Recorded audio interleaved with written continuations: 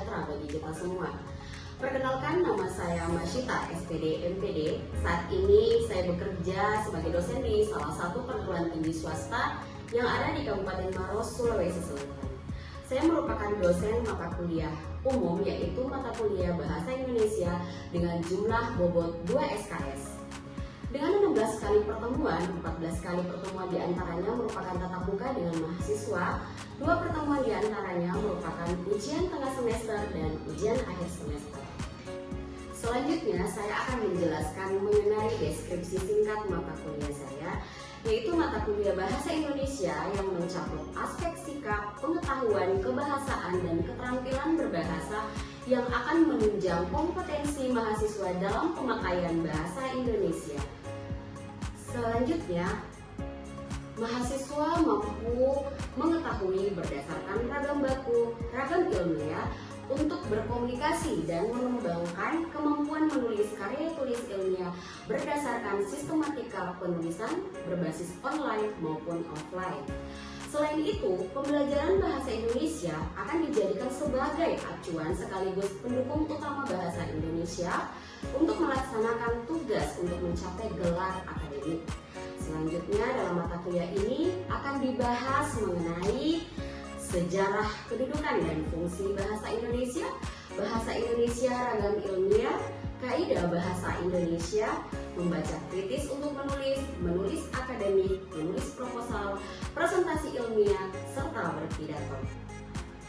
Pendekatan yang saya gunakan selama proses belajar mengajar di kelas yaitu metode DIA atau Delivery, Interaction, and Assessment, di mana proses delivery itu cara penyampaian dosen kepada mahasiswa ketika berada di dalam kelas.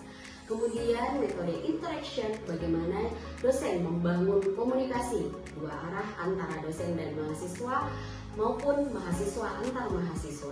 Selanjutnya metode asesmen, di mana asesmen ini cara dosen mengukur keberhasilan atau tingkat pencapaian mahasiswa dalam proses atau hasil belajar selama 14 kali pertemuan. Selanjutnya saya akan menjelaskan bagaimana bobot yang diberikan kepada mahasiswa selama mengikuti proses mata kuliah selama 14 kali pertemuan, di mana kehadiran bobotnya yaitu 10%, tugas 20%, UTS 30%, dan ujian akhir semester atau UAS sebesar 40%.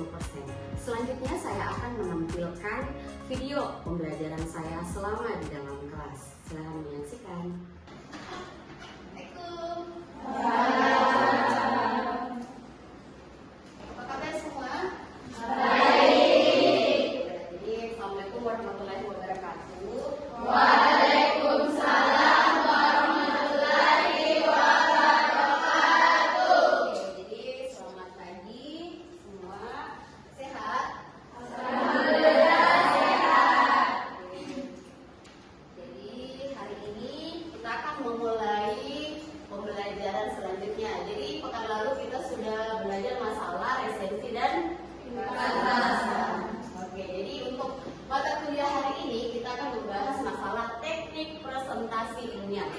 Oke, disiapkan semua buku dan pulpennya.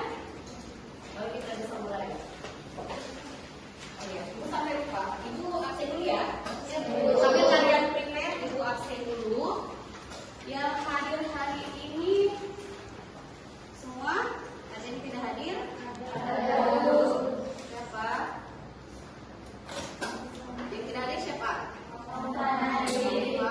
Sakit? Apa ya? Siapa lagi? Apa izin apa sakit? Izin. Ada lagi? Ada lagi? 3 orang ya? Jadi 4 orang? Wahidah? 5 orang semua ya? Oke, sudah siap? Siap. Baik. Nah, jadi mata kuliah di Bahasa Indonesia ini berada di pertemuan ke-9. Nah, jadi kita akan membahas masalah teknik presentasi ilmiah. Oke, bisa terlihat dengan jelas? Bisa. Oke, jadi kita lihat presentasi dan media presentasi hasil penelitian penelitian. Jadi kita fokusnya ke presentasi ilmiah, yaitu hasil dari penelitian. Kalau untuk presentasi yang biasanya kalian lakukan di dalam kelas itu seperti diskusi-diskusi, kalian menyajikan sebuah PowerPoint untuk menjelaskan materi yang kalian bahas. Oke, kita lihat dulu ya pengertian dari presentasi ilmiah. Presentasi merupakan sebuah komunikasi ya menurut Coughlin, Janis, and Kelly. Ini mendefinisikan bahwa komunikasi sebuah proses di mana seorang individu mengirimkan rangsangan untuk mengubah perilaku. Kemudian berdasarkan pengertian di atas terdapat 3 komponen dasar ya dari sebuah komunikasi, yaitu memberi pesan, yang digunakan dan penerima pesan atau audiens. Audiens perlu atau tidak? Perlu. Oke, next. Nah, katanya presentasi yang hebat terjadi apabila audiens memahami pesan yang disampaikan oleh komunikator. Jadi pemilihan medianya harus tepat, harus sesuai, sehingga audiens terinspirasi untuk menentukan atau memilih langkah terbaik. Nah, kalian bisa baca kemudian presentasi yang luar biasa terjadi apabila audiens dapat mengubah keyakinannya atas pengaruh komunikator melalui media yang ditampilkan. Next, ada juga presentasi yang buruk ternyata. Presentasi yang buruk seperti apa? Terjadi apabila komunikator tidak mampu menjelaskan pesan dan tidak mengoptimalkan media yang digunakan. Next. Nah, di sini terlihat bahwa keberhasilan sebuah presentasi ilmiah itu harus didukung oleh media yang digunakan. Misalnya slide bahan yang tayang atau bisa sebuah poster. Kemudian ada komunikatornya atau orang yang memberi pesan. Next, harus ada yang namanya audiens, orang yang menerima pesan. Oke. Nah, ternyata untuk sebuah keberhasilan dari fondasi presentasi ilmiah itu layaknya sebuah gedung ya. Itu dianalogikan sebuah gedung pencakar langit yang hebat sudah pasti ditopang oleh fondasi yang sangat kokoh. Begitu pula dengan ketika kita berpresentasi ilmiah, topiknya harus ada, kemudian tujuan presentasinya ada, kemudian pengenalan audiensnya juga ada. Oke. Next. Nah, harus ada topik presentasi. Kemudian kita harus mengenali audiens, harus mengetahui juga tujuan dari sebuah presentasi. Oke, kita lanjut. Nah, kita lihat katanya Plato, ya, jadi bukan kata ibu, katanya Plato bahwa a wise man speaks because he has something to say, so a fool speaks because he has said something. Artinya apa? Orang yang bijak berbicara karena dia ingin memiliki sesuatu yang akan disampaikan ke audiens. Orang yang bodoh berbicara karena dia harus mengatakan sesuatu. Maknanya apa? Jadi kalau orang yang pintar, orang yang bijaksana akan berbicara ketika memang itu memiliki nilai dan tujuan. Sedangkan orang yang bodoh, dia hanya ingin berbicara tanpa mengetahui bahwa ini ada nilai atau tidak. Itu kata Plato. Sehingga dalam menentukan topik presentasi, kita harus bisa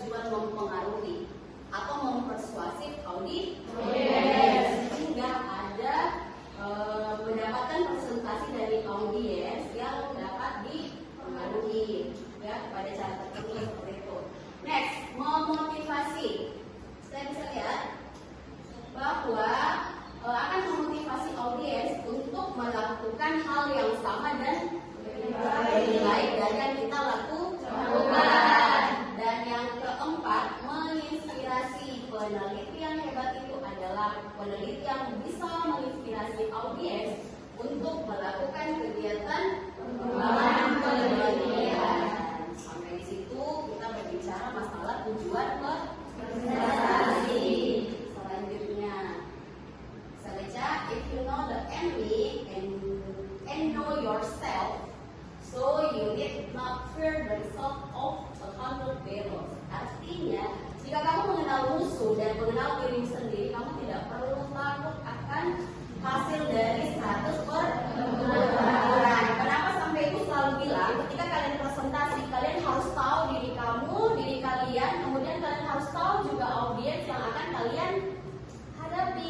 Sehingga ketika kalian tahu audiensnya, kalian akan bisa pukul rata ketika kalian menjadikan sebuah materi, gitu ya. Jadi kita harus mengenalinya, siapa mereka, apa yang akan mereka dengar, atau apa yang mereka akan terima dari kita ketika kita menjelaskan, kemudian di mana, situasi seperti apa, seperti itu ya. Oke, kita lanjut. Nah, ada juga yang namanya unsur presentasi. Nah, di sini ada konten yang hebat atau great content. Itu kalian tulis yang memiliki nilai lebih atau karakteristik yang unik dan dapat menarik perhatian dari audiens. Kedua apa? Harus ada desain yang hebat atau great design. Artinya memiliki estetika, ya, memiliki estetika yang baik dari segi gambarnya, visualnya, cara kita menyajikannya, pemilihan warnanya dan sebagainya. Kemudian dari situ ada yang namanya penyampaian yang hebat atau great delivery. Jadi ketika kita presentasi, jadi jangan hanya PowerPoint-nya yang bagus, tetapi cara kita juga harus menyampaikannya juga harus bagus, seperti itu. Jadi kalau ketika unsur ini berkorelasi dengan baik, insya Allah cara presentasi yang kalian bisa berhasil dengan baik. Ya, paham? Oke, next. Nah, ada yang bisa baca? Ada yang bisa baca ya? The video teacher tells, the good teacher explains, ya maaf, ibu typo. The superior teacher demonstrates, and the great teacher inspires. Ya, katanya guru yang biasa-biasa saja itu hanya sekedar memberi tahu. Jadi hanya sekedar memberi tahu berarti dia lebih ke pasif. Yang kedua apa? Guru yang baik menjelaskan. Guru yang baik itu harus menjelaskan kepada muridnya, misalnya dosen menjelaskan kepada mahasiswanya, yaitu menjelaskan secara baik dan detail dan tepat. Guru yang unggul apa? Demonstrasikan. Artinya kita bisa misalnya kalau di sekolah nih, guru biasanya kan memberikan sajian atau materi secara konkret. Jadi siswa bisa mengetahui atau lebih paham ketika dikaitkan dengan sesuatu yang konkret dibanding abstrak, seperti itu. Yang terakhir, atau sama dosen yang hebat itu harus memberikan inspirasi. Jadi bukan hanya kita mentransfer ilmu ya, pengetahuan kepada mahasiswa, tetapi guru yang hebat itu harus bisa menginspirasi mahasiswa, siswa, pelajar supaya mereka bisa mengembangkan, bertumbuh kembang, bisa membuat sesuatu ide-ide kreatif, kritis, seperti itu untuk guru yang menginspirasi, ya. Nah, ini alur presentasinya tentu ada pembuka, isi, kemudian penutup. Jadi memang kalau untuk pembukanya, openingnya, badinya, dan isi, kemudian closingnya itu harus baik. Nah, di pembuka biasanya kita harus membuka presentasi itu dengan cara yang menarik supaya kesan pertama begitu menggoda istilahnya, ya, kesan pertama begitu menggoda sehingga audiens itu tidak akan berpaling dari siapa? Dari kita, dari materi, ya, materi. Kemudian dari konten atau substansinya. Nah, konten atau itu harus signifikan ya. Jadi kita harus mulai dari pendahuluan, latar belakang, pemahaman. Jadi kita harus menjelaskan substansinya dengan baik, ya. Nah, dari situ ada yang namanya closing atau penutup. Nah, di tahap akhir ini berisi kesimpulan dan pernyataan. Jadi tidak saja yang harus kalian tahu.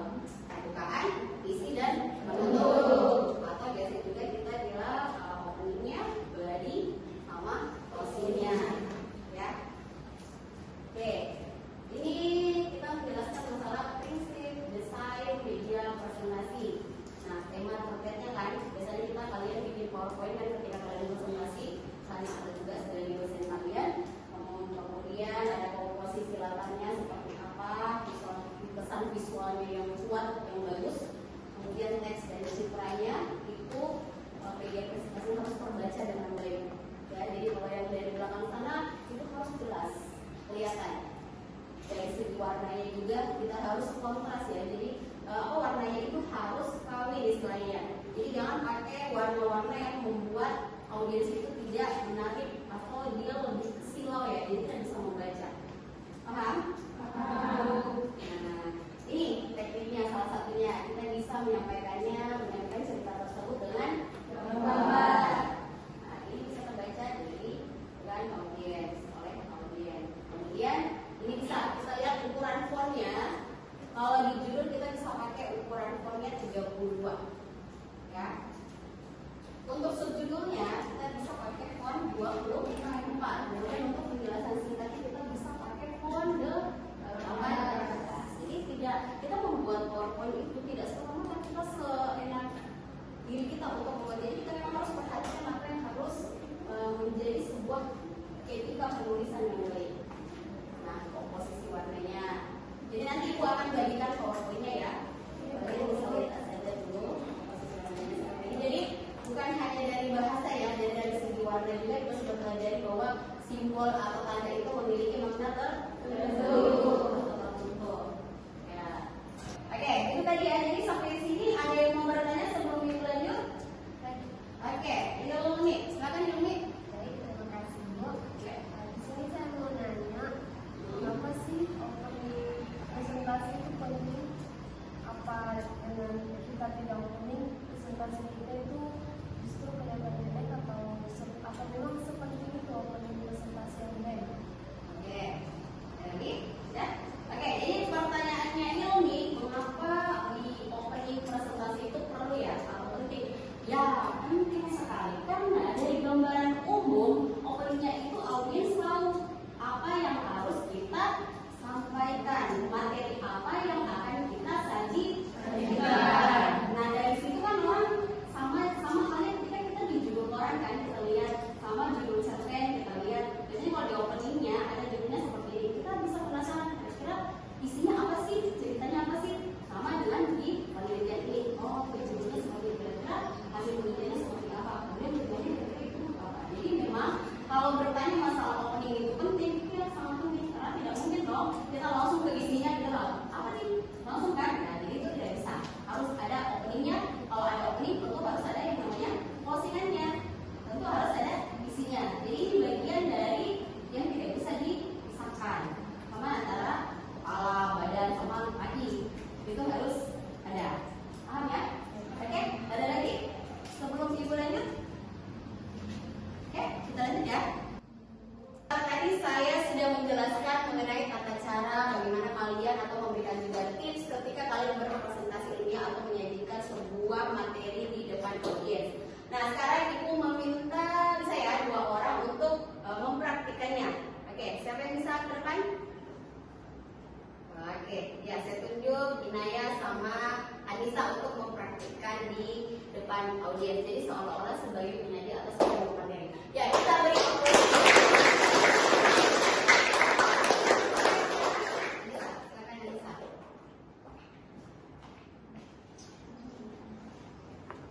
Ya, jadi berperan ya, Anissa berperan sebagai penyaji, nanti menyajikan sebuah materi singkat kepada audiens. Dan kita lihat dari segi cara dia mempresentasikannya, kita lihat. Oke, silakan ini. Assalamualaikum warahmatullahi wabarakatuh. Waalaikumsalam warahmatullahi wabarakatuh. Dan juga selamat pagi semuanya. Pagi.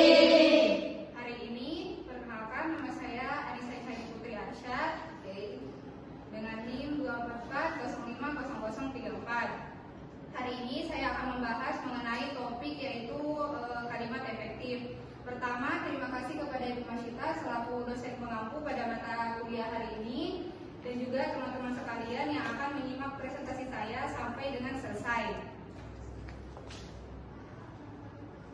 Lalu untuk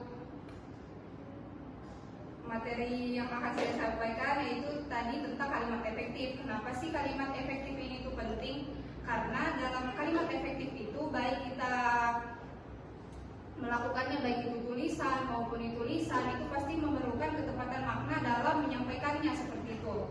Dan kenapa sih itu penting? Karena pada saat kita menyampaikan pasti perlu yang namanya ketepatan makna dan juga kejelasan maknanya seperti itu.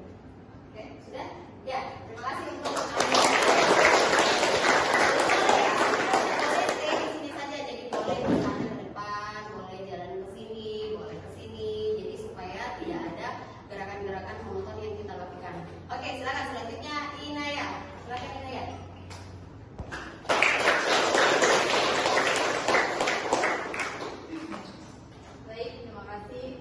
Assalamualaikum warahmatullahi wabarakatuh. Waalaikumsalam warahmatullahi wabarakatuh. Selamat pagi semuanya. Pagi. Baik, yang terhormat Ibu Masita SPD MPD selaku pengampun mata kuliah Bahasa Indonesia, dan terima kasih kepada teman-teman semua yang telah hadir pada presentasi hari ini. Baik, judul yang akan saya presentasi yaitu menyajikan karya ilmiah sesuai dengan kriteria presentasi lisan yang baik. Sebelum masuk ke pembahasan, izinkan saya memperkenalkan diri. Saya Inaya Kosia dengan NIM 244050032. Adapun beberapa topik utama yang akan saya bahas yaitu definisi karya ilmiah, kriteria presentasi lisan yang baik, dan cara menyajikan karya ilmiah dengan baik. Sebelum setelah pembahasan pemateri tersebut akan ada sesi tanya jawab. Bagi teman-teman yang mau bertanya, silakan menulis pertanyaan terlebih dahulu. Terima kasih. Oke. Ya, terima kasih. Contoh dari ketika kita ingin berpresentasi ilmiah, jadi namanya juga proses belajar. Nah, silakan Anda berlatih belajar untuk bisa meningkatkan skill kalian ketika mempresentasikan sebuah atau menyajikan sebuah materi di depan audiens. Terima kasih. Oke, jadi tadi sudah ya cara membentuk presentasi. Sampai di sini masih ada yang ingin bertanya? Silakan. Saya Bu. Ya, Maya. Silakan Maya. Bu, kan tadi ada kayak unsur presentasi ya, kayak konten yang hebat, desain yang hebat, sama cara penyampaian yang hebat. Pertanyaan Ibu, bagaimana cara kita sebagai komunikator atau sebagai pemateri untuk mengatasi apabila ada audiens yang memang susah untuk menangkap atau apa yang kita sampaikan, walaupun itu kontenta, desainta, sama cara menyampaikan Ibu sudah bagus nih. Tapi karena setiap orang itu pasti cara berpikirnya beda-beda ya. Terima kasih. Oke, terima kasih. Jadi pertanyaannya, ketika kita sebagai pemateri sudah menjelaskan secara tepat, secara jelas kepada audiens, tetapi mereka tidak mengerti atau tidak paham apa yang kita sampaikan. Itulah sebabnya kenapa tadi Ibu bilang kita harus mengenali audiens kita itu siapa. Jadi kalau misalnya seperti itu, kita gunakan bahasa yang lebih sederhana. Kalian berikan contoh-contoh. Saya yakin dan percaya ketika kita sebagai pemateri, penyaji, memberikan contoh yang konkret, yang sesuai, insya Allah audiens itu akan paham. Jadi memang peran kita sebagai penyaji, bagaimana caranya kita bisa menjelaskan materi kita supaya mereka tahu dan paham. Ya, jadi gunakan bahasa yang sederhana, sesuai dengan background dari audiens kalian. Itulah kenapa sampai kenali audiens Anda. Jadi contohnya, misalnya kalian nanti presentasinya di pendidikannya yang strata sosialnya ya, dari segi pendidikan itu jauh berbeda dengan Anda. Otomatis kalian tidak boleh menggunakan kata-kata yang apa? Iya, kata-kata yang tinggi, bahasa yang sulit, yang tidak mereka pahami, Seperti itu ya. Jadi kenali audiens Anda siapa sebelum kalian membuat sebuah materi presentasi. Sesuaikan topiknya, seperti itu. Masih ada lagi yang ingin bertanya? Sebelum Ibu tutup? Any question? Anugrah? Mana Anugrah? Paham Anugrah? Paham? Jadi kalau Anugrah nanti Ibu minta presentasi bisa ya jadi penyaji? Bisa ya? Ya bisa dong. Oke, tepuk tangan buat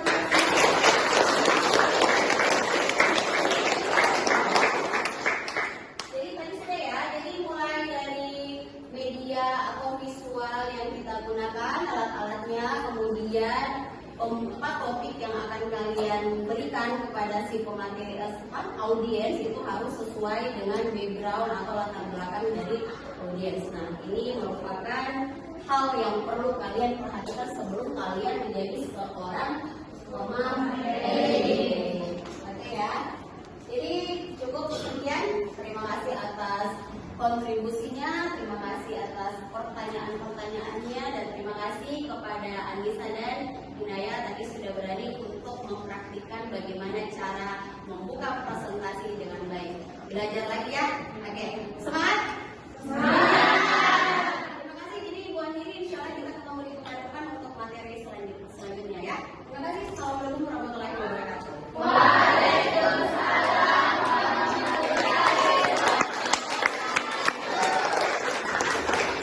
Demikianlah penjelasan deskripsi singkat mata kuliah saya serta proses pembelajaran saya selama di dalam kelas.